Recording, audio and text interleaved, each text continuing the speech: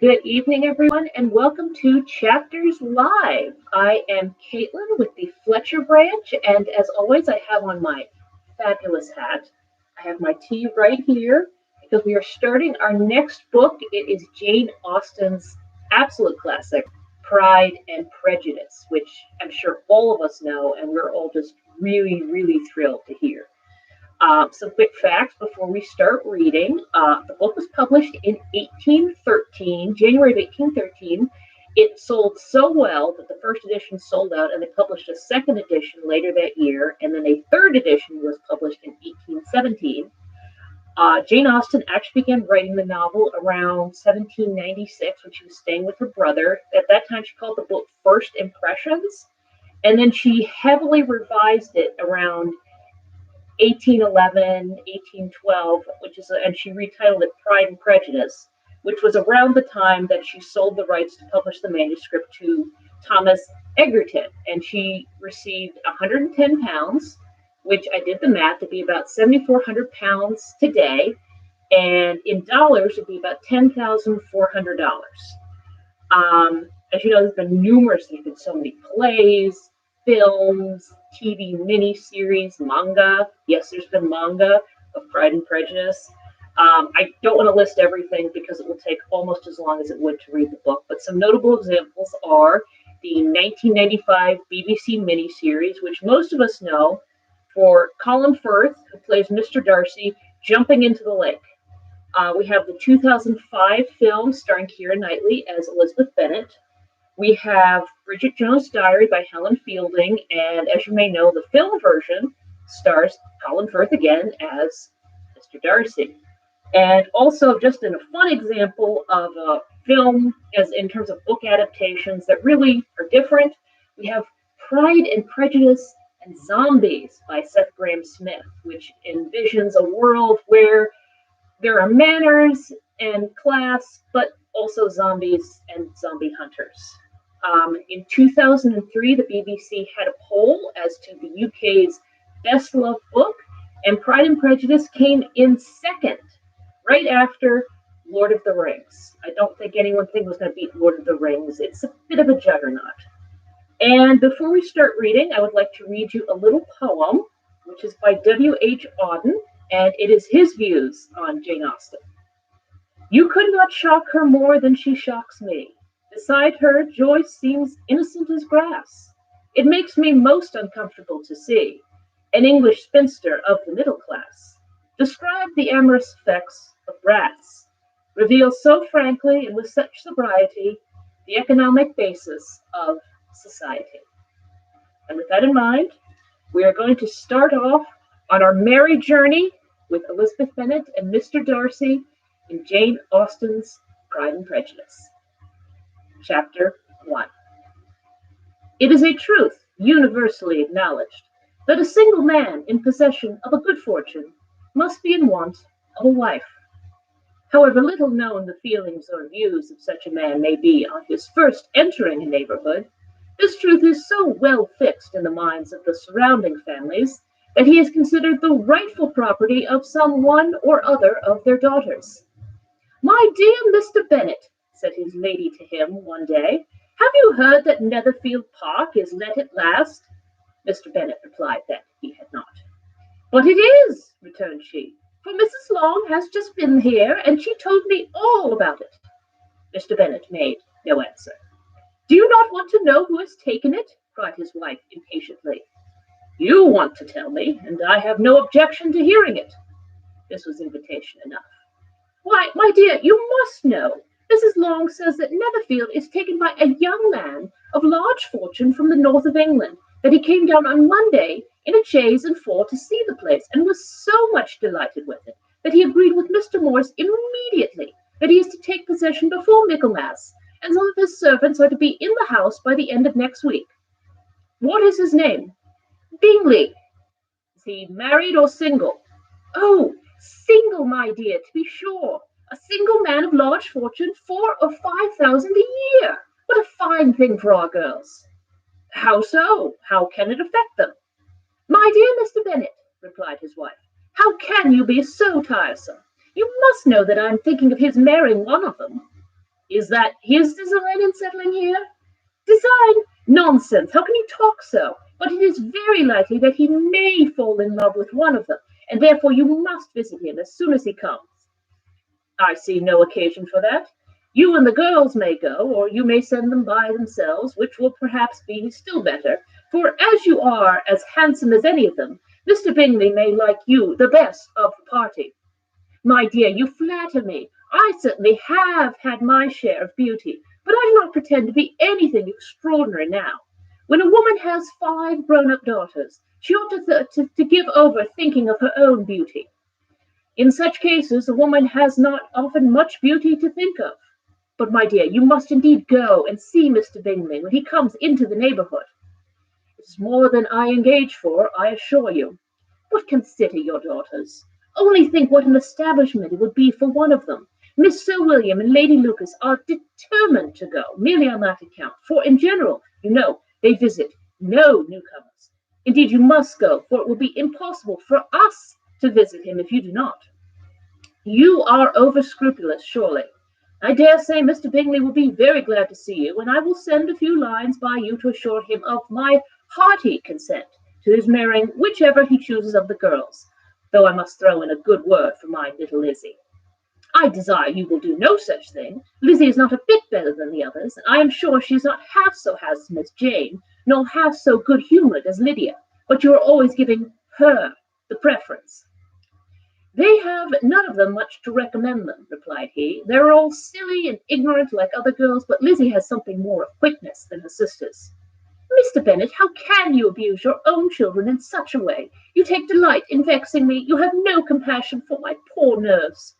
You mistake me, my dear. I have a high respect for your nerves. They are my old friends. I've heard you mention them with consideration these last 20 years at least. Ah, you do not know what I suffer. But I hope you will get over it and live to see many young men of 4,000 a year come into the neighbourhood. It would be of no use to us if 20 such should come, since you will not visit them. Depend upon it, my dear, that when there are 20, I will visit them all. Mr. Bennet was so odd a mixture of quick parts, sarcastic humour, reserve, and caprice, that the experience of 23 years had been insufficient to make his wife understand his character. Her mind was less difficult to develop.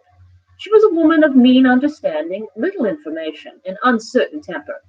When she was discontented, she fancied herself nervous. The business of her life was to get her daughters married. Its solace was visiting and news. Chapter 2. Mr. Bennet was among the earliest of those who waited on Mr. Bingley. He had always intended to visit him, though to the last always assuring his wife that he should not go. Until the evening after the visit was paid, she had no knowledge of it. It was then disclosed in the following manner. Observing his second daughter employed in trimming a hat, he suddenly addressed her with, "I hope Mr. Bingley will like it, Lizzie." "We are not in a way to know what Mr. Bingley likes," said her mother resentfully, "since we are not to visit." "But you forget, mamma," said Elizabeth, "that we shall meet him at the assemblies, and that Mrs. Long promised to introduce him." "I do not believe Mrs. Long will do any such thing. She has 2 nieces of her own. She's a selfish, hypocritical woman, and I have no opinion of her." "No more have I," said Mr. Bennet, "and I am glad to find that you do not depend on her serving you." Mrs. Bennet deigned not to make any reply, but, unable to contain herself, began scolding one of her daughters. "Don't keep coughing so, Kitty. For heaven's sake, have a little compassion on my nerves. You tear them to pieces." "Kitty has no discretion in her coughs," said her father. "She times them ill." "I do not time for my own amusement," replied Kitty fretfully. "When is your next ball to be, Lizzie?" "Tomorrow fortnight." "Ah, it is, cried her mother, "and Mrs. Long does not come back till the day before, so it will be impossible for her to introduce him, for she does not know him herself." "Then, my dear, you may have the advantage of your friend, and introduce Mr. Bingley to her." "Impossible, Mr. Bennet, impossible, when I am not acquainted with him myself. How can you be so teasing?" "I honour your circumspection. A fortnight's acquaintance is certainly very little. One cannot know what a man really is by the end of a fortnight. But if we do not venture, somebody else will, and after all, Mrs. Long and her daughters must stand their chance, and, therefore, as she will think it an act of kindness, if you decline the office, I will take it on myself." The girls stared at their father. Mrs. Bennet said only, "Nonsense! Nonsense!" "What can be the meaning of that emphatic exclamation?" cried he. "Do you consider the forms of introduction and the stress that is laid on them as nonsense? I cannot quite agree with you there.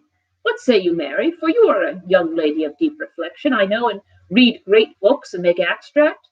Mary wished to say something sensible, but knew not how. "While Mary is adjusting her ideas," he continued, "let us return to Mr. Bingley." "I am sick of Mr. Bingley," cried his wife. "I am sorry to hear that. But why did you not tell me that before? If I had known as much this morning, I certainly would not have called on him. It is very unlucky, but as I have actually paid the visit, we cannot escape the acquaintance now." The astonishment of the ladies was just what he wished, that of Mrs. Bennet perhaps surpassing the rest, though, when the first tumult of joy was over, she began to declare that it was what she had expected all the while. "How good it was in you, my dear Mr. Bennet! But I know I should persuade you at last. I was sure you loved your girls too well to neglect such an acquaintance. Well, how pleased am I! And it is such a good joke, too, that you should have gone this morning and never said a word about it till now." "Now, Kitty, you may cough as much as you choose," said Mr. Bennet, and as he spoke he left the room, fatigued with the raptures of his wife. "What an excellent father you have, girls," said she, when the door was shut. "I do not know how you will ever make him amends for his kindness, or me either, for that matter. At our time of life it is not so pleasant, I can tell you, to be making new acquaintances every day, but for your sakes we would do anything. Lydia, my love, though you are the youngest, I dare say Mr. Bingley will dance with you at the next ball." "Oh," said Lydia stoutly, "I am not afraid, for though I am the youngest, I am the tallest." The rest of the evening was spent in conjecturing how soon he would return Mr. Bennet's visit, and determining when they should ask him to dinner. Chapter 3. Not all that Mrs. Bennet, however, with the assistance of her 5 daughters, could ask on the subject, was sufficient to draw from her husband any satisfactory description of Mr. Bingley.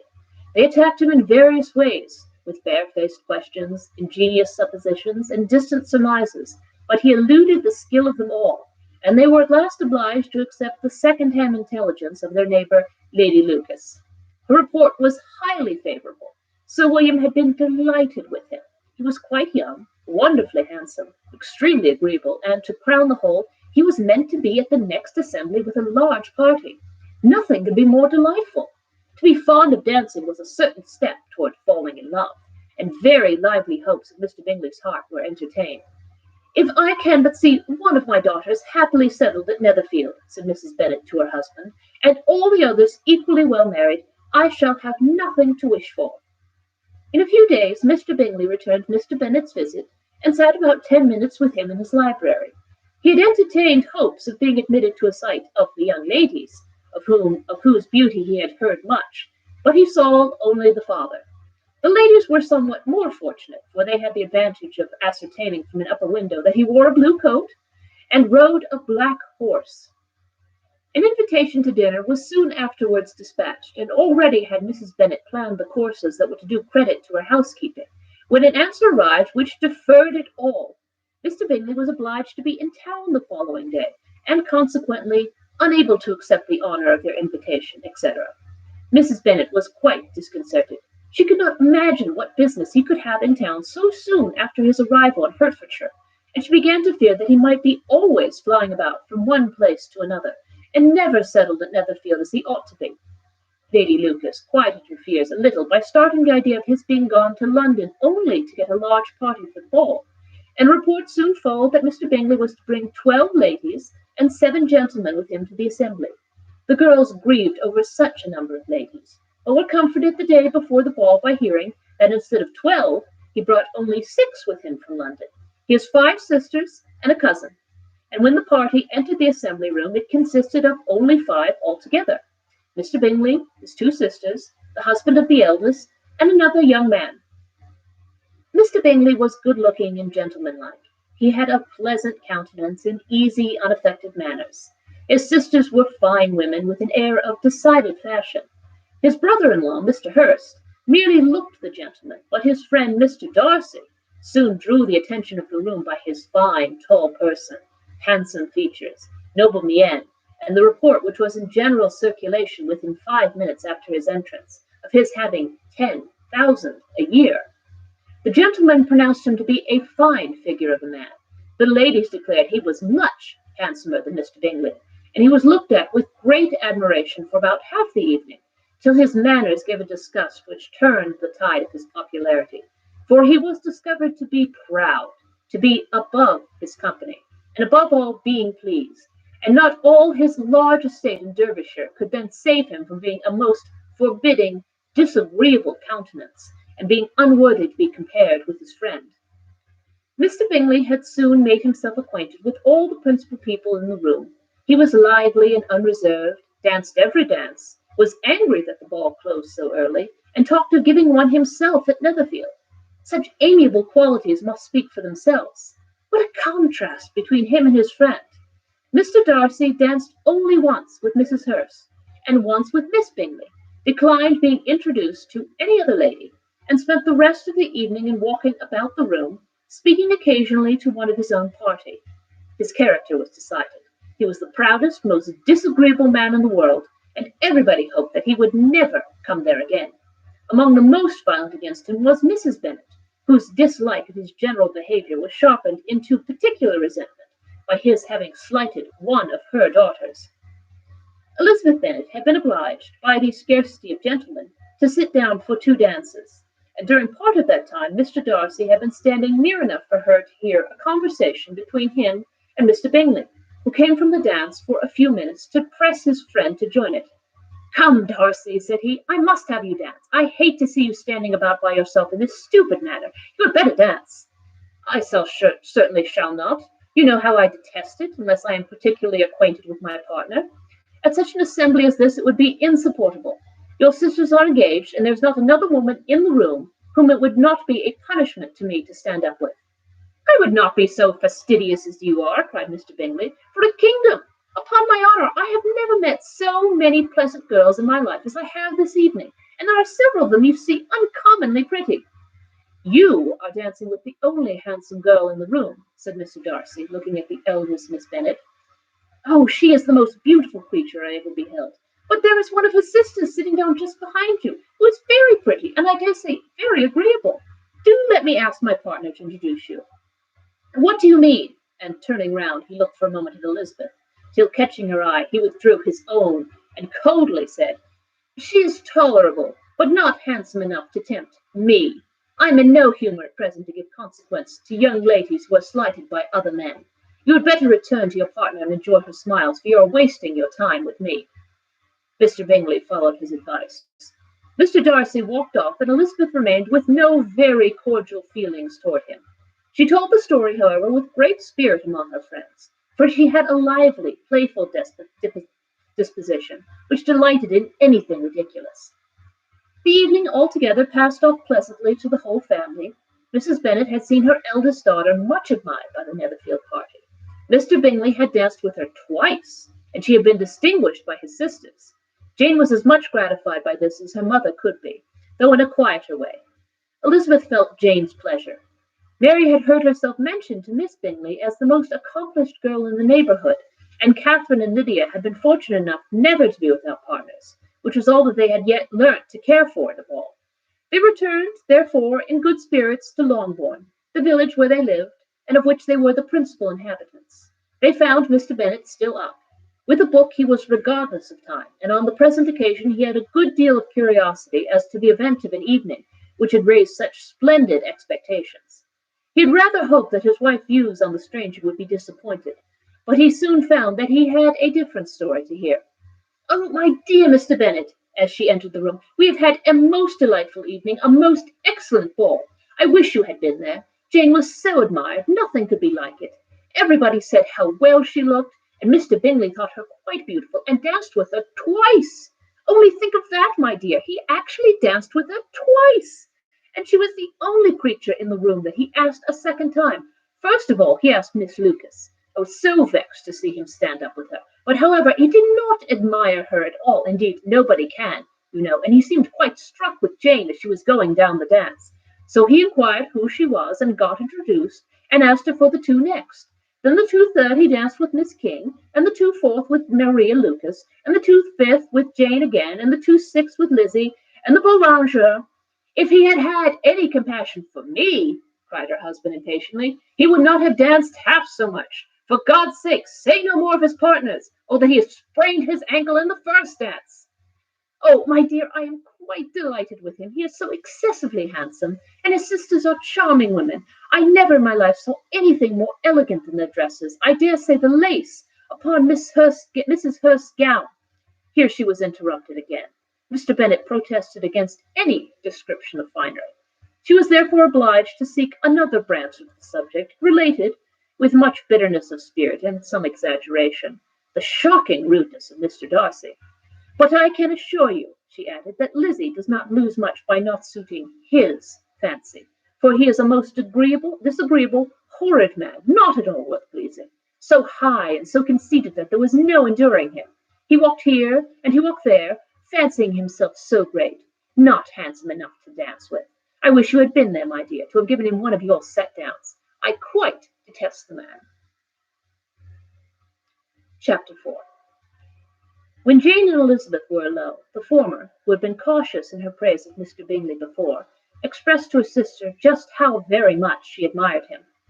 He is just what a young man ought to be, said she, sensible, good-humoured, lively, and I never saw such happy manners, so much ease, with such perfect good breeding.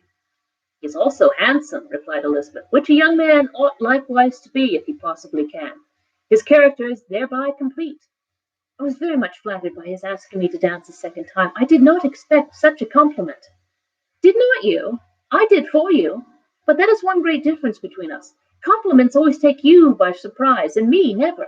What can be more natural than his asking you again? He could not help seeing that you were about 5 times as pretty as every other woman in the room. No thanks to his gallantry for that.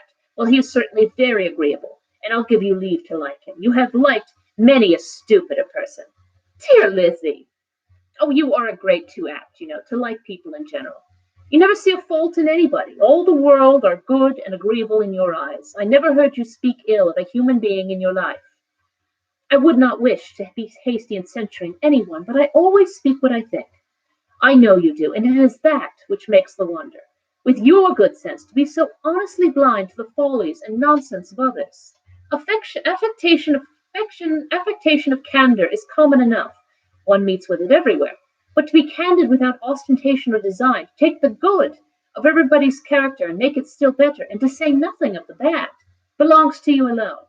And so you like this man's sisters, too, do you? Their manners are not equal to his. Certainly not, at first. But they are very pleasing women when you converse with them. Miss Bingley is to live with her brother and keep his house, and I am much mistaken if we shall not find a very charming neighbour in her. Elizabeth listened in silence, but was not convinced. Their behaviour at the assembly had not been calculated to please in general, and with more quickness of observation and less pliancy of temper than her sister, and with a judgment too unassailed by any attention to herself, she was very little disposed to approve them. They were in fact very fine ladies, not deficient in good humour when they were pleased, nor in the power of making themselves agreeable when they chose it, but proud and conceited.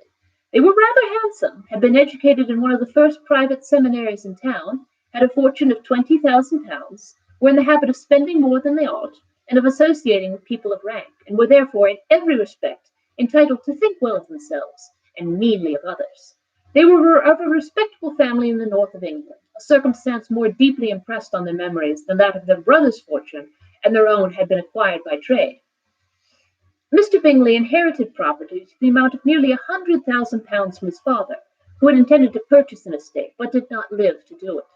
Mr. Bingley intended it likewise, and sometimes made choice of his county, but as he was now provided with a good house, and the liberty of a manor, it was doubtful to many of those who best knew the easiness of his temper, whether he might not spend the remainder of his days at Netherfield, and leave the next generation to purchase. His sisters were anxious for his having an estate of his own, but, though he was now only established as a tenant, Miss Bingley was by no means unwilling to preside at his table, nor was Mrs. Hurst, who had married a man of more fashion than fortune, less disposed to consider his house as her home when it suited her. Mr. Bingley had not been of age 2 years, when he was tempted by an accident to recommendation to look at Netherfield House. He did look at it, and into it for half an hour, was pleased with the situation in the principal rooms, satisfied with what the owner said in its praise, and took it immediately. Between him and Darcy there was a very steady friendship, in spite of great opposition of character. Bingley was endeared to Darcy by the easiness, openness, and ductility of his temper, though no disposition could offer a greater contrast to his own, and though with his own he never appeared dissatisfied. On the strength of Darcy's regard, Bingley had the firmest reliance, and of his judgment the highest opinion. In understanding, Darcy was the superior. Bingley was by no means deficient, but Darcy was clever. He was at the same time haughty, reserved, and fastidious, and his manners, though well bred, were not inviting. In that respect his friend had greatly the advantage. Bingley was sure of being liked wherever he appeared, but Darcy was continually giving offence. The manner in which they spoke at the Meryton assembly was sufficiently characteristic. Bingley had never met with more pleasant people or prettier girls in his life. Everybody had been most kind and attentive to him. There had been no formality, no stiffness. He had soon felt acquainted with all the room, and as to Miss Bennet, he could not conceive an angel more beautiful.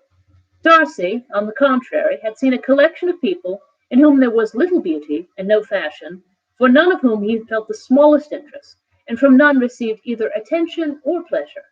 Miss Bennet he acknowledged to be pretty, but she smiled too much. Mrs. Hurst and her sister allowed it to be so, but still they admired her and liked her, and pronounced her to be a sweet girl, and one whom they would not object to know more of. Miss Bennet was therefore established as a sweet girl, and their brother felt authorized by such commendation to think of her as he chose. And before we continue, the narrator will have a sip of tea.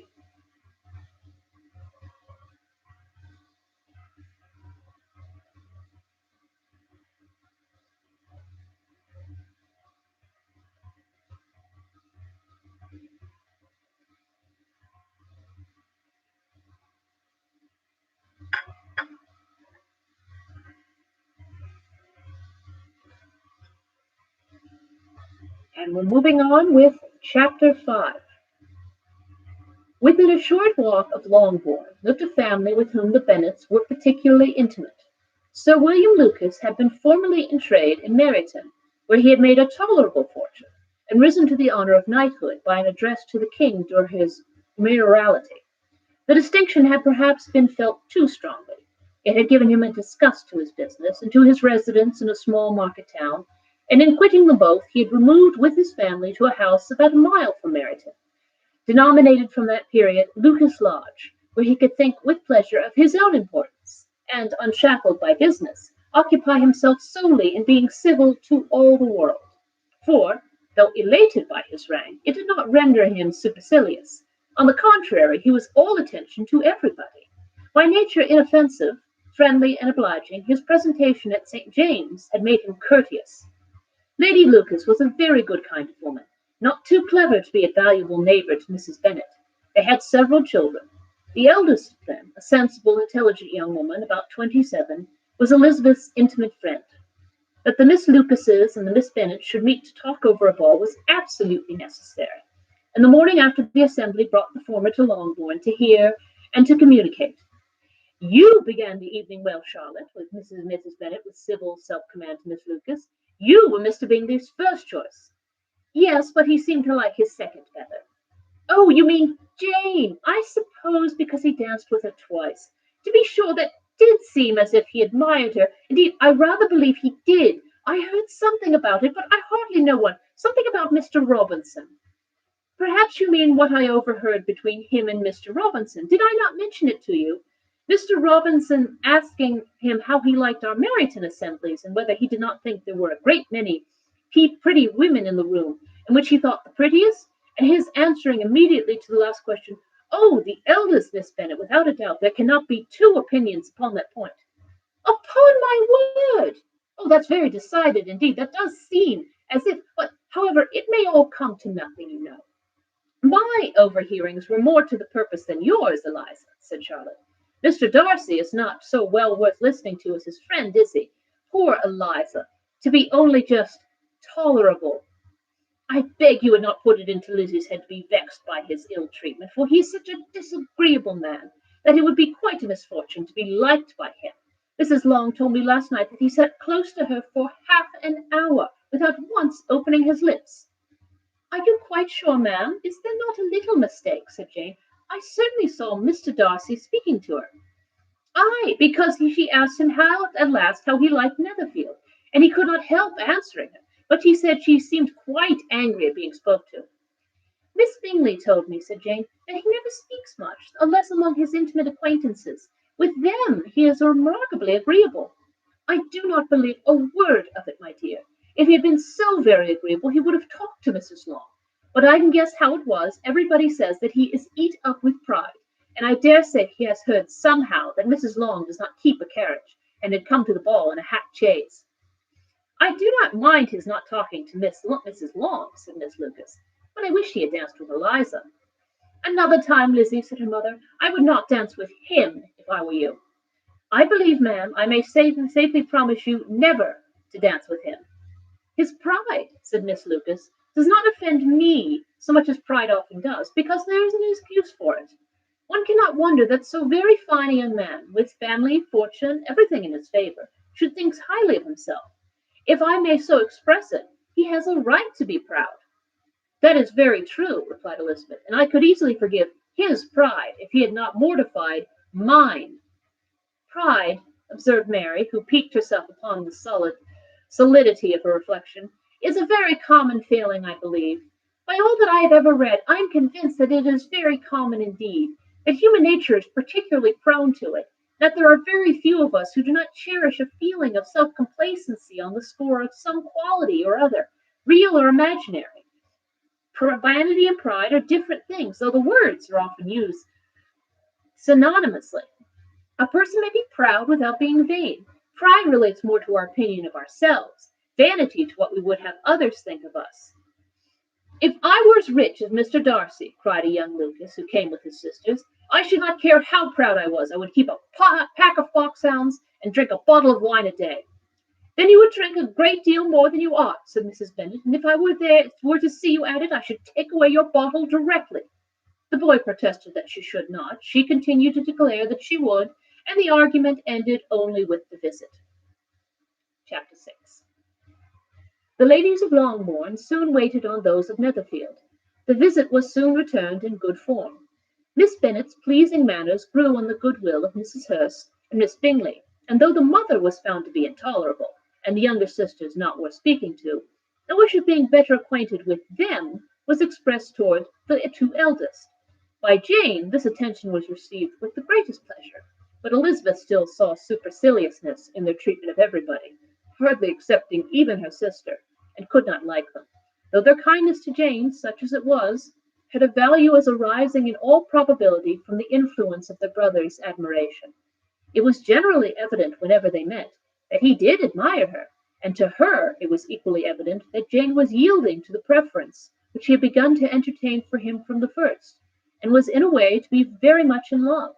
But she considered with pleasure that it was not likely to be discovered by the world in general, since Jane united, with great strength of feeling, a composure of temper, and a uniform cheerfulness of manner which would guard her from the suspicions of the impertinent. She mentioned this to her friend Miss Lucas. It may perhaps be pleasant, replied Charlotte, to be able to impose on the public in such a case, but it is sometimes a disadvantage to be so very guarded. If a woman conceals her affection with the same skill from the object of it, she may lose the opportunity of fixing him, and it will then be a poor consolation to believe the world equally in the dark. There is so much of gratitude or vanity in almost every attachment that it is not safe to leave any to itself. We can all begin freely. A slight preference is natural enough, but there are very few of us who have heart enough to be really in love without encouragement. In 9 cases out of 10, a woman had better show more affection than she feels. Bingley likes her sister undoubtedly, but he may never do more than like her if she does not help him on. But she does help him on, as much as her nature will allow. If I can perceive her regard for him, he must be a simpleton indeed not to discover it too. Remember, Eliza, that he does not know Jane's disposition as you do. But if a woman is partial to a man and does not endeavor to conceal it, he must find it out. Perhaps he must, if he sees enough of her.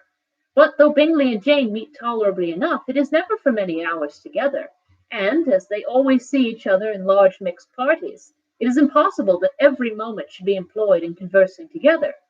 Jane should therefore make the most of every half hour in which she can command his attention. When she is secure of him, there will be more leisure for falling in love as much as she chooses. Your plan is a good one, replied Elizabeth, where nothing is in question but the desire of being well married. And if I were determined to get a rich husband, or any husband, I dare say I should adopt it. But these are not Jane's feelings. She's not acting by design. As yet, she cannot even be certain of the degree of her own regard, nor of its reasonableness. She has known him only a fortnight. She danced 4 dances with him at Meryton. She saw him one morning at his own house, and has since dined with him in company 4 times. That is not quite enough to make her understand his character. Not as you represent it. Had she merely dined with him, she might only have discovered whether he had a good appetite. But you must remember that 4 evenings have also been spent together, and 4 evenings may do a great deal. Yes, these 4 evenings have enabled them to ascertain whether they both like vingt un better than commerce, but with respect to any other leading characteristic, I do not imagine that much has been unfolded. Well, said Charlotte, I wish Jane success with all my heart, and if she were married to him tomorrow, I should think she had as good a chance at happiness as if she were to be studying his character for a 12-month. Happiness in marriage is entirely a matter of chance. If the dispositions of the parties are ever so well known to each other, or ever so similar beforehand, it does not advance their felicity in the least. They always continue to grow sufficiently unlike afterwards to have their share of vexation, and it is better to know as little as possible of the defects of the person with whom you are to pass your life. You make me laugh, Charlotte, but it is not sound. You know it is not sound, and you would never act in this way yourself. Occupied in observing Mr. Bingley's attentions to her sister, Elizabeth was far from suspecting that she was herself becoming an object of some interest in the eyes of his friend. Mr. Darcy had at first scarcely allowed her to be pretty. He had looked at her without admiration at the ball, and when they next met, he looked at her only to criticize. But no sooner had he made it clear to himself and his friends that she hardly had a good feature in her face, than he began to find it was rendered uncommonly intelligent by the beautiful expression of her dark eyes. To this discovery succeeded some others equally mortifying. Though he had detected with a critical eye more than one failure of perfect symmetry in her form, he was forced to acknowledge her figure to be light and pleasing, and in spite of his asserting that her manners were not those of the fashionable world, he was caught by their easy playfulness. Of this she was perfectly unaware. To her he was only the man who had made himself agreeable nowhere, and who had not thought her handsome enough to dance with. He began to wish to know more of her, and as a step toward conversing with her himself, attended to her conversation with others. His doing so drew her notice. It was at Sir William Lucas's, where a large party was assembled. What does Mr. Darcy mean, said she to Charlotte, by listening to my conversation with Colonel Forster? That's a question only Mr. Darcy can answer. But if he doesn't any more, I shall certainly let him know that I see what he is about. He has a very satirical eye, and if I do not begin by being impertinent myself, I shall soon grow afraid of him. On his approaching them soon afterward, though without seeming to have any intention of speaking, Miss Lucas defied her friend to mention such a subject to him, which immediately provoking Elizabeth to do it, she turned to him and said, Did you not think, Mr. Darcy, that I expressed myself uncommonly well just now when I was teasing Colonel Forster to give us a ball at Meryton? With great energy, but it is always a subject which makes a lady energetic. You are severe on us. It will be her turn soon to be teased, said Miss Lucas. I'm going to open the instrument, Eliza, and you know what follows. You are a very strange creature by way of a friend, always wanting me to play and sing before anybody and everybody. If my vanity had taken a musical turn, you would have been invaluable, but as it is, I would really rather not sit down before those who must be in the habit of hearing the very best performers. On Miss Lucas's persevering, however, she added, Very well, if it must be so, it must, and gravely glancing at Mr. Darcy. There is a fine old saying, which everybody here is of course familiar with, Keep your breath to cool your porridge, and I shall keep mine to swell my song. Her performance was pleasing, though by no means capital. After a song or two, and before she could reply to the entreaties of several that she would sing again, she was eagerly succeeded at the instrument by her sister Mary, who, having, in consequence of being the only plain one in the family, worked hard for knowledge and accomplishments, was always impatient for display. Mary had neither genius nor taste, and though vanity had given her application, it had given her likewise a pedantic air and conceited manner, which would have injured a higher degree of excellence than she had reached. Elizabeth, easy and unaffected, had been listened to with much more pleasure, though not playing half so well, and Mary, at the end of a long concerto, was glad to purchase praise and gratitude by Scotch and Irish airs, at the request of her younger sisters who, with some of the Lucases, and 2 or 3 officers, joined eagerly in dancing at one end of the room. Mr. Darcy stood near them in silent indignation at such a mode of passing the evening, to the exclusion of all conversation, and was too much engrossed by his thoughts to perceive that Sir William Lucas was his neighbour, till Sir William thus began: "What a charming amusement for young people this is, Mr. Darcy! There's nothing like dancing, after all. I consider it as one of the first refinements of Polish society." "Certainly, sir, and it has the advantage also of being in vogue among the less polished societies of the world. Every savage can dance." Sir William only smiled. "Your friend performs delightfully," continued after a pause, on seeing Bingley join the group, "and I doubt not that you are an adept in the science yourself, Mr. Darcy." "You saw me dance at Meryton, I believe, sir." "Yes, indeed, and received no inconsiderable pleasure from the sight. Do you often dance at St. James's?" "Never, sir." "Do you not think it would be a proper compliment to the place?" "It is a compliment which I never pay to any place, if I can avoid it." "You have a house in town, I conclude?" Mr. Darcy bowed. I had once had some thought of fixing in town myself, for I am fond of superior society, but I did not feel quite certain that the air of London would agree with Lady Lucas." He paused in hopes of an answer, but his companion was not disposed to make any, and Elizabeth at that instant moving towards them, he was struck with the action of doing a very gallant thing, and called out to her: "My dear Eliza, why are you not dancing? Mr. Darcy, you must allow me to present this young lady to you as a very desirable partner. You cannot refuse to dance, I am sure, when so much beauty is before you." And taking her hand, he would have given it to Mr. Darcy, who, though extremely surprised, was not unwilling to receive it, when she instantly drew back, and said with some discomposure to Sir William: "Indeed, sir, I have not the least intention of dancing. I entreat you not to suppose that I move this way in order to beg for a partner." Mr. Darcy, with grave propriety, requested to be allowed the honour of her hand, but in vain. Elizabeth was determined, nor did Sir William at all shake her purpose by his attempt at persuasion. You excel so much in the dance, Mr. Eliza, that it is cruel to deny me the happiness of seeing you, and though this gentleman dislikes the amusement in general, he can have no objection, I am sure, to oblige us for 1/2 hour." "Mr. Darcy is all politeness," said Elizabeth, smiling. "He is, indeed, but considering the inducement, my dear Eliza, we cannot wonder at his complaisance, for who would object to such a partner?" Elizabeth looked archly and turned away. Her resistance had not injured her with the gentleman, and he was thinking of her with some complacency, when thus accosted by Miss Bingley: "I can guess the subject of your reverie." "I should imagine not." "You are considering how insupportable it would be to pass many evenings in this manner, in such society, and indeed I am quite of your opinion. I was never much more annoyed. The insipidity, and yet the noise, the nothingness, and yet the self-importance of all these people. What would I give to hear your strictures on them?" "Your conjecture is totally wrong, I assure you. My mind was more agreeably engaged. I have been meditating on the very great pleasure which a pair of fine eyes in the face of a pretty woman can bestow."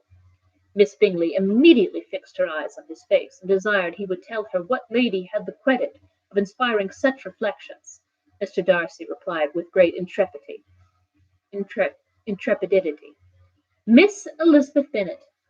"Miss Elizabeth Bennet!" repeated Miss Bingley. "I am all astonishment. How long has she been such a favourite? And pray, when am I to wish you joy?" "That is exactly the question which I expected you to ask. A lady's imagination is very rapid. It jumps from admiration to love, from love to matrimony, in a moment. I knew you would be wishing me joy. Nay, if you are serious about it, I shall consider the matter as absolutely settled.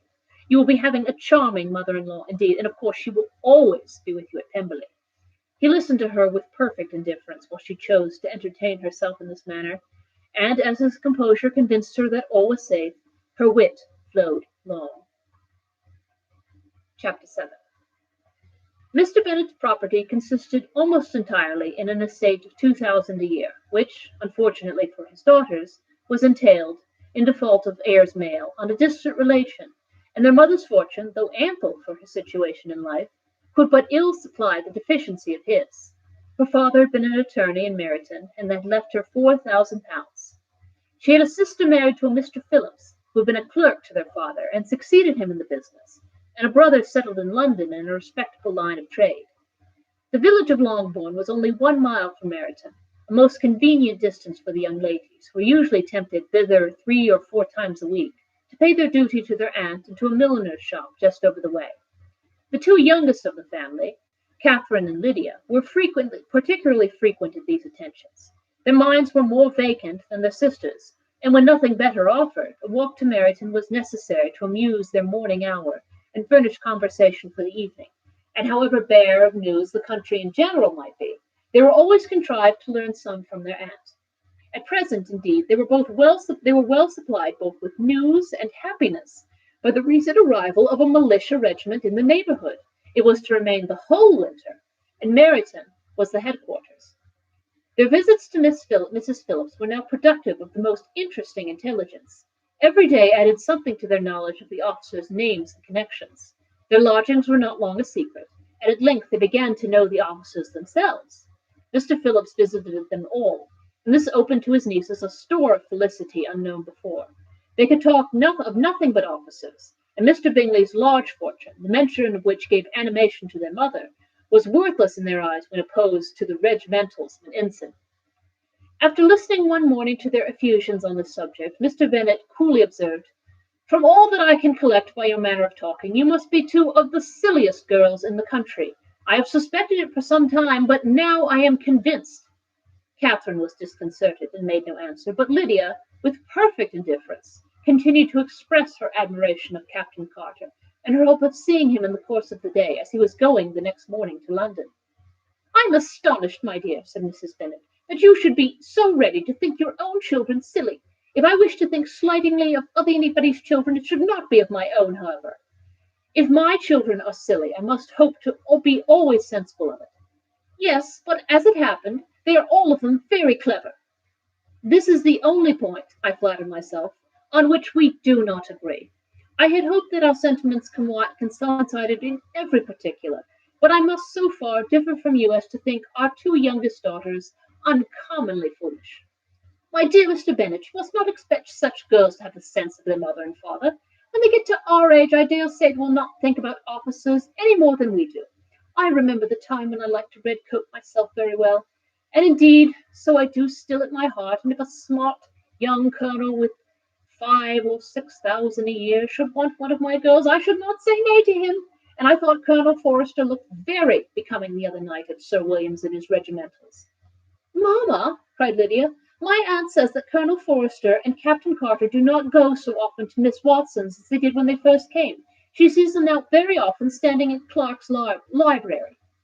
Mrs. Bennet was prevented replying by the entrance of the footman with a note from Miss Bennet. It came from Netherfield, and the servant waited for an answer. Mrs. Bennet's eyes sparkled with pleasure, and she was eagerly calling out while her daughter read, "Well, Jane, who is it from? What is it about? What does he say? Well, Jane, make haste and tell us. Make haste, my love." "It is from Mr. Bingley," said Jane, and then read it aloud. "My dear friend, if you are not so compassionate as to dine today with Louisa and me, we shall be in danger of hating each other for the rest of our lives, for a whole day's tete-a-tete between two women can never end without a quarrel. Come as soon as you can on receipt of this. My brother and the gentleman are to dine with the officers. Yours ever, Caroline Bingley." "With the officers!" cried Lydia. "I wonder my aunt did not tell us of that." "Dining out!" said Mrs. Bennet. "That is very unlucky." "Can I have the carriage?" said Jane. "No, my dear, you had better go on horseback, because it seems likely to rain, and then you must stay all night." "That would be a good scheme," said Elizabeth, "if you were to be sure that they would not offer to send her home." "Oh, but the gentlemen will have Mr. Bingley's chaise to go to Meryton, and the Hursts have no horses to theirs." "I'd much rather go in the coach." "But, my dear, your father cannot spare the horses, I am sure. They are wanted in the farm, Mr. Bennet, are they not?" "They are wanted in the farm more oftener than I can get them."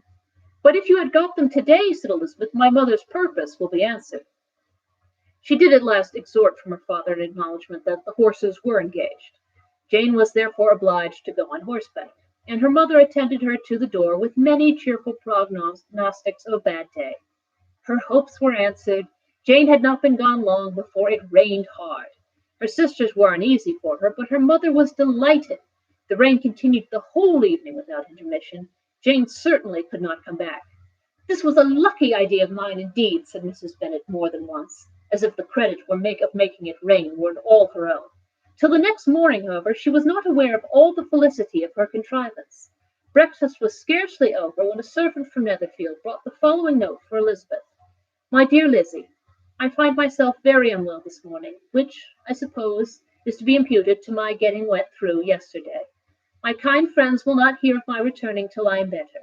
They insist also on my seeing Mr. Jones, therefore do not be alarmed if you should hear of his having been to me, and, excepting a sore throat and headache, there is not much the matter with me. Yours, etc. Well, my dear, said Mr. Bennet, when Elizabeth had read the note aloud, if your daughter should have a dangerous fit of illness, if she should die, it would be a comfort to know that it was all in pursuit of Mr. Bingley and under your orders. Oh, I am not afraid of her dying. People do not die of little trifling colds. She will be well taken care of. As long as she stays there, it is all very well. I would go and see her if I could have the carriage. Elizabeth, feeling really anxious, was determined to go to her, though the carriage was not to be had, and as she was no horsewoman, walking was her only alternative. She declared her resolution. How can you be so silly, cried her mother, as to think of such a thing in all this dirt? You will not be fit to be seen when you get there. I will be very fit to see Jane, which is all I want. Is this a hint to me, Lizzie, said her father, to send for the horses?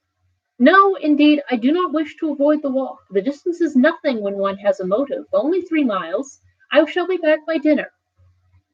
I admire the activity of your benevolence, observed Mary, but in every impulse of feeling should be guided by reason, and in my opinion exertion should always be in proportion to what is required. We will go as far as Meryton with you, said Catherine and Lydia. Elizabeth accepted their company, and the 3 young ladies set off together. If we make haste, said Lydia, as they walked along, perhaps we may see something of Captain Carter before he goes. In Meryton they parted. The 2 youngest repaired to the lodging of one of the officers' wives, and Elizabeth continued her walk alone, crossing field after field at a quick pace, jumping over stiles and springing over puddles with impatient activity, and finding herself at last within view of the house, with weary ankles, dirty stockings, and her face glowing with the warmth of exercise. She was shown into the breakfast parlour, where all but Jane were assembled, and where her appearance created a great deal of surprise. That she should have walked 3 miles so early in the day in such dirty weather, and by herself, was almost incredible to Mrs. Hurst and Miss Bingley, and Elizabeth was convinced that they held her in contempt of it. She was received, however, very politely by them, and in their brother's manners there was something better than politeness. There was good humour and kindness. Mr. Darcy said very little, and Mr. Hurst nothing at all. The former was divided between admiration of the brilliancy which exercise had given to her complexion, and doubt as to the occasions justifying her coming so far alone. The latter was thinking only of his breakfast. Her inquiries after her sister were not very favourably answered. Miss Bennet had slept ill, and though up, was very feverish, and not well enough to leave her room. Elizabeth was glad to be taken to her immediately, and Jane, who had only been withheld by the fear of giving alarm or inconvenience from expressing in her note how much she longed for such a visit, was delighted at her entrance. She was not equal, however, to much conversation, and when Miss Bingley left them together, could attempt little beside expressions of gratitude for the extraordinary kindness she was treated with. Elizabeth silently attended her. When breakfast was over, they were joined by the sisters, and Elizabeth began to like them herself when she saw how much affection and solicitude they showed for Jane. The apothecary came, and having examined his patient, said, as might be supposed, that she had caught a violent cold, and that they must endeavour to get the better of it, advised her to return to bed, and promised her some draughts. The advice was followed readily, for the feverish symptoms increased, and her head ached acutely. Elizabeth did not quit her room for a moment, nor were the other ladies often absent. The gentlemen being out, they had, in fact, nothing to do elsewhere. When the clock struck 3, Elizabeth felt that she must go, and very unwillingly said so.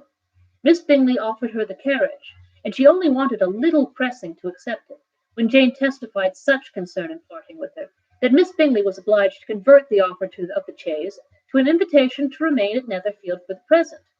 Elizabeth most thankfully consented, and a servant was dispatched to Longbourn to acquaint the family with her stay, and to bring back a supply of clothes. And before we continue, the narrator will take another sip of tea.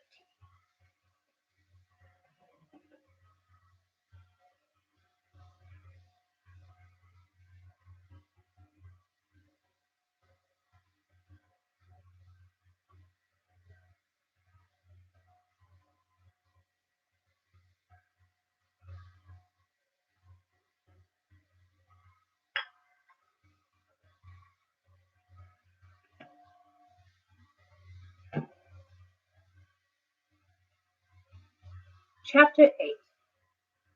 At 5 o'clock the two ladies retired to dress, and at 6:30 Elizabeth was summoned to dinner. To the civil inquiries which then poured in, and amongst which she had the pleasure of distinguishing the much superior solicitude of Mr. Bingley's, she could not make a very favourable answer. Jane was by no means better.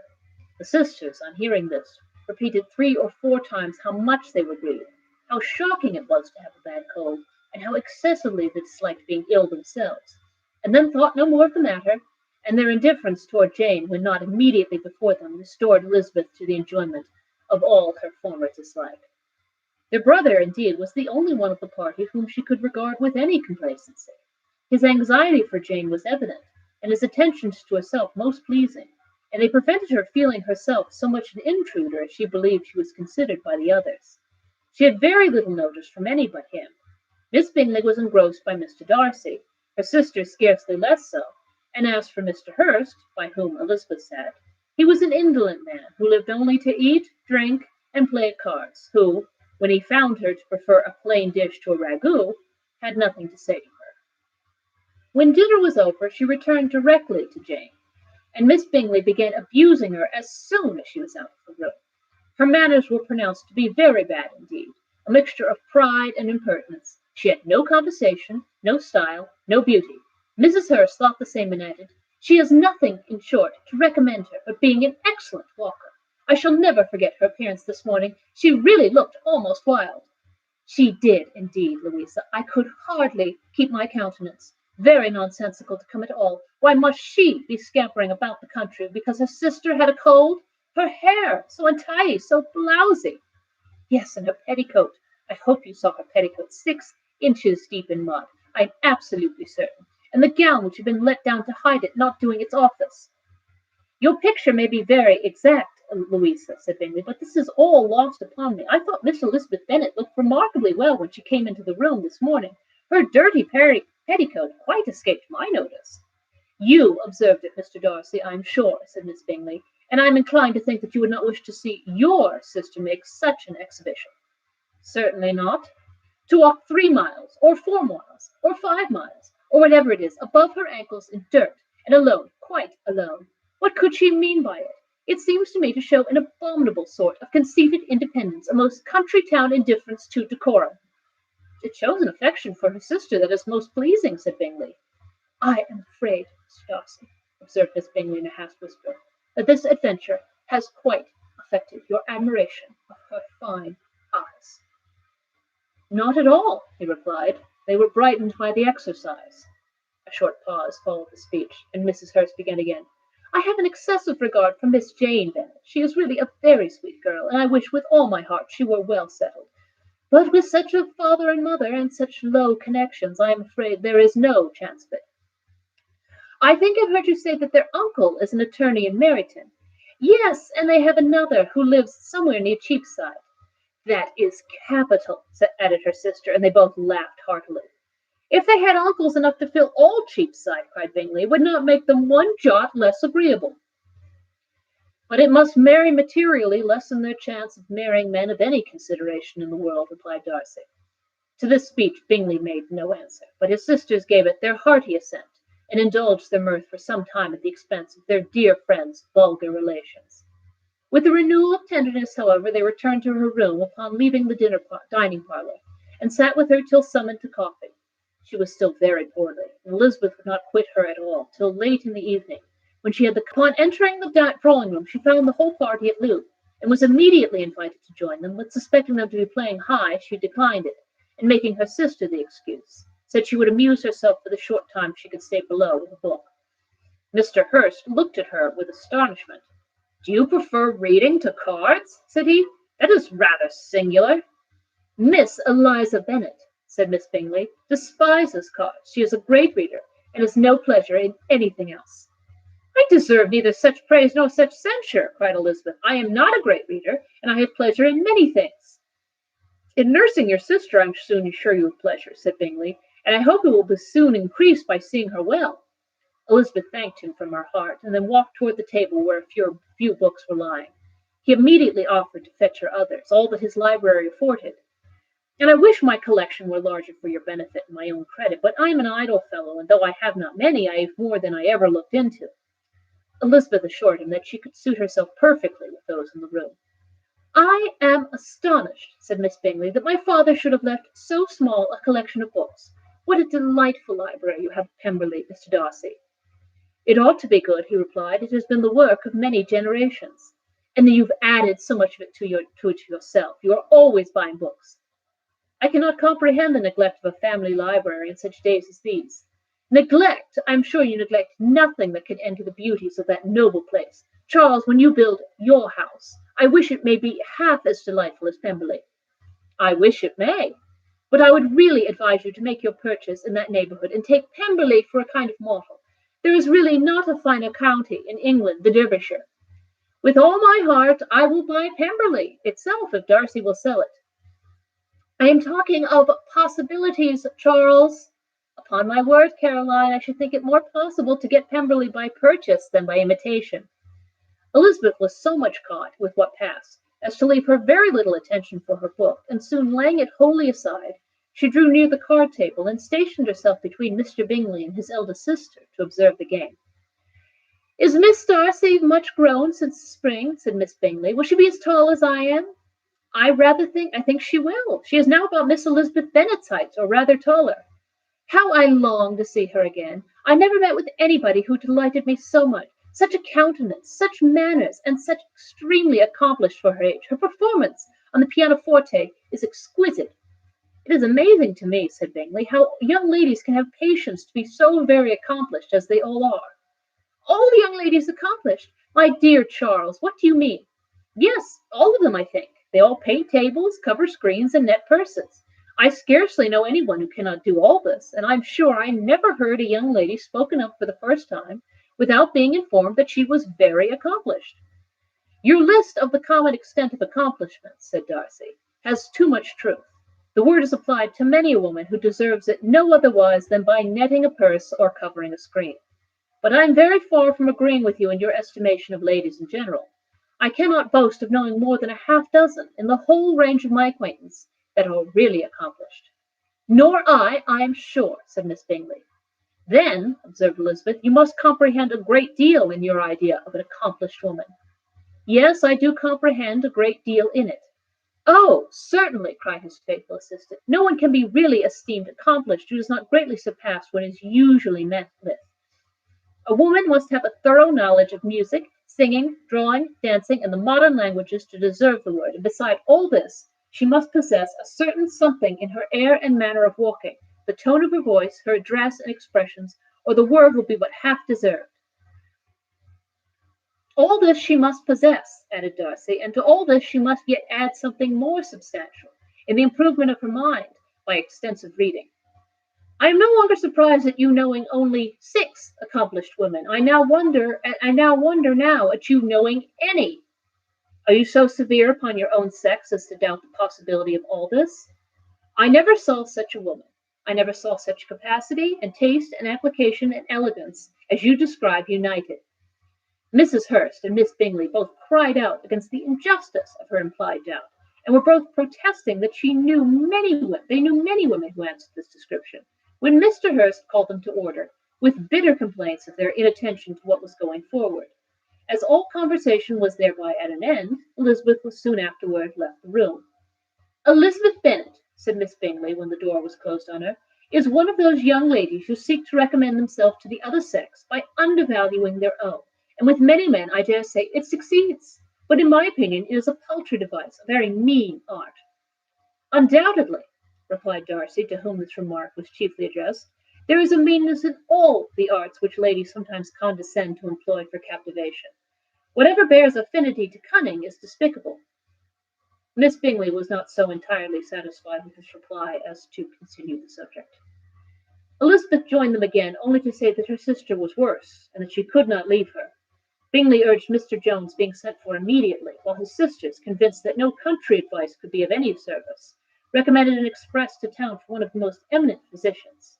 This she would not hear of, but she was not so unwilling to comply with their brother's proposal, and it was settled that Mr. Jones should be sent for early in the morning, if Miss Bennet were not decidedly better. Bingley was quite uncomfortable. His sisters declared that they were miserable. They solaced their wretchedness, however, by duets after supper, while he could find no better relief to his feelings than by giving his housekeeper directions that every attention might be paid to the sick lady and her sister. Chapter 9. Elizabeth passed the chief of the night in her sister's room, and in the morning had the pleasure of being able to send a tolerable answer to the inquiries which she very early received from Mr. Bingley by a housemaid, and some time afterwards by the two elegant ladies who waited on his sisters. In spite of this amendment, however, she requested to have a note sent to Longbourn, desiring her mother to visit Jane, and form her own judgment of the situation. The note was immediately dispatched, and its contents as quickly complied with. Mrs. Bennet, accompanied by her two youngest girls, reached Netherfield soon after the family breakfast. Had she found Jane in any apparent danger, Mrs. Bennet would have been very miserable, but being satisfied on seeing her that her illness was not alarming, she had no wish of her recovering immediately, as her restoration to health would probably remove her from Netherfield. She would not listen, therefore, to her daughter's proposal of being carried home. Neither did the apothecary, who arrived about the same time, think it at all advisable. After sitting a little while with Jane, on Miss Bingley's appearance and invitation, the mother and three daughters all attended her into the breakfast parlour. Bingley met them with hopes that Mrs. Bennet had not found Miss Bennet worse than she expected. Indeed, I have, sir, was her answer. She is a great deal too ill to be moved. Mr. Jones says we must not think of moving her. We must trespass a little longer on your kindness. Removed, cried Bingley. It must not be thought of. My sister, I am sure, will not hear of her removal. You may depend on it, madame, said Miss Bingley with cold civility, that Miss Bennet will receive every possible attention while she remains with us. Mrs. Bennet was profuse in her acknowledgments. I am sure, she added, that if it were not for such good friends, I do not know what would become of her, for she is very ill indeed, and suffers a vast deal, though with the greatest patience in the world, which is always the way with her, for she has, without exception, the sweetest temper I have ever met with. I often tell my other girls they are nothing to her. You have a sweet room here, Mr. Bingley, and a charming prospect over the gravel walk. I do not know of a place in the country that is equal to Netherfield. You will not think of quitting it in a hurry, I hope, though you have but a short lease. Whatever I do is done in a hurry, replied he, and therefore if I should resolve to quit Netherfield, I should probably be off in 5 minutes. At present, however, I consider myself as quite fixed here. That is exactly what I should have supposed of you, said Elizabeth. You begin to comprehend me, do you? Cried he, turning toward her. Oh, yes, I understand you perfectly. I wish I might take this as a compliment, but to be so easily seen through, I'm afraid, is pitiful. That is as it happens. It does not follow that a deep, intricate character is more or less estimable when one such as yours. Lizzie, cried her mother, remember where you are. Do not run on in the wild manner that you are suffered to do at home. I did not know before, continued Bingley immediately, that you were a studier of character. It must be an amusing study. Yes, but intricate characters are the most amusing. They have at least that advantage. But the country, said Darcy, can in general supply but a few subjects for such a study. In a country neighbourhood you move in a very confined and unvarying society. But people themselves alter so much that there is something new to be observed in them forever. Yes, indeed, cried Mrs. Bennet, offended by his manner of mentioning a country neighbourhood. I assure you there is quite as much of that going on in the country as in town. Everybody was surprised, and Darcy, after looking at her for a moment, turned silently away. Mrs. Bennet, who fancied she had gained a complete victory over him, continued her triumph. I cannot see that London has any great advantage over the country for my part, except the shops and public places. The country is a vast deal pleasanter, is it not, Mr. Bingley? When I'm in the country, he replied, I never wish to leave it, and when I'm in town, it is pretty much the same. They have each their advantages, and I can be equally happy in either. Ay, that is because you have the right deposition. But that gentleman, looking at Darcy, seems to think the country was nothing at all. Indeed, mamma, you are mistaken, said Elizabeth, blushing for her mother. You quite mistook Mr. Darcy. He only meant that there was not such a variety of people to be met with in the country as in the town, which you must acknowledge to be true.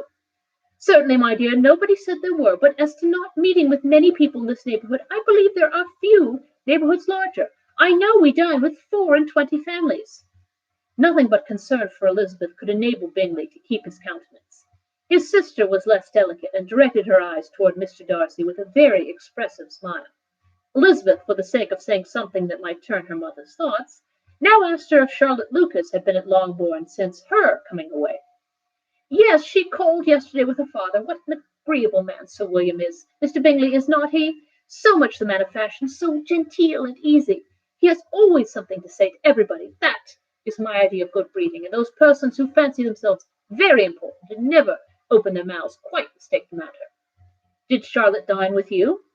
No, she would go home. I fancy she was wanted about mince pies. For my part, Mr. Bingley, I always keep servants that can do their own work. My daughters are brought up very differently. But everybody is to judge for themselves, and the Lucases are a very good sort of girls, I assure you. It's a pity they are not handsome. Not that I think Charlotte so very plain, but then she is our particular friend. She seems a very pleasant young woman. Oh, dear, yes, but you must own she is very plain. Lady Lucas herself has often said so, and envied me Jane's beauty. I do not like to boast of my own child, but to be sure, Jane, one does not often see someone better looking. It is what everyone says. I do not trust my own partiality. When she was only 15, there was a man in my brother Gardiner's in town so much in love with her that my sister-in-law was sure he would make her an offer before we came away. But, however, he did not. Perhaps he thought her too young. However, he wrote some verses on her, and very pretty they were. And so ended his affection, said Elizabeth impatiently. There had been many a one, I fancy, overcome in the same way. I wonder who first discovered the efficacy of poetry in driving away love. I have been used to consider poetry as the food of love, said Darcy. Although fine, stout, healthy love it may, everything nourishes what is strong already, but if it be only a slight, thin sort of inclination, I am convinced that one good sonnet will starve it away entirely. Darcy only smiled, and the general pause which ensued made Elizabeth tremble lest her mother should be exposing herself again. She longed to speak, but could think of nothing to say, and after a short silence Mrs. Bennet began repeating her thanks to Mr. Bingley for his kindness to Jane, with an apology for troubling him also with Lizzie. Mr. Bingley was unaffectedly civil in his answer, and forced his younger sister to be civil also, and say what the occasion required. She performed her part indeed without much graciousness, but Mrs. Bennet was satisfied, and soon afterwards ordered her carriage. Upon this signal, the youngest of her daughters put herself forward. The two girls had been whispering to each other during the whole visit, and the result of it was that the youngest should tax Mr. Bingley with having promised on his first coming into the country to give a ball at Netherfield. Lydia was a stout, well-grown girl of 15, with a fine complexion and good-humoured countenance, a favourite with her mother, whose affection had brought her into public at an early age. She had high animal spirits, and a sort of natural self-consequence, which the attention of the officers, to whom her uncle's good dinners and her own easy manners recommended her, had increased into assurance. She was very equal, therefore, to address Mr. Bingley on the subject of the ball, and abruptly reminded him of his promise, adding, that would be the most shameful thing in the world if he did not keep it.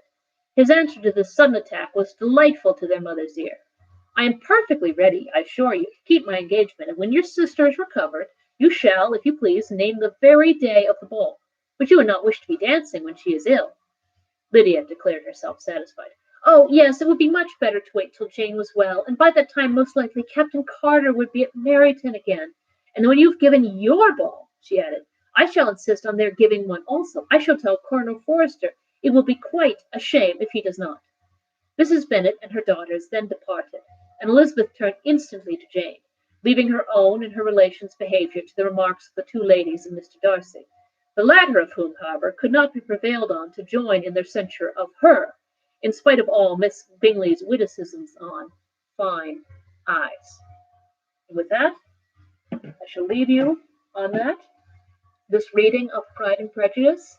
As always, be sure to turn in 2 weeks' time. That will be May the 27th at 7 p.m. here on YouTube for the next portion of Pride and Prejudice. I hope you enjoyed my reading of it. In the meantime, keep drinking your tea. I shall finish my tea. Keep wearing your fabulous hats. And I shall see you in 2 weeks' time on May 27th at 7 p.m. for the next part of Pride and Prejudice. Have a good evening.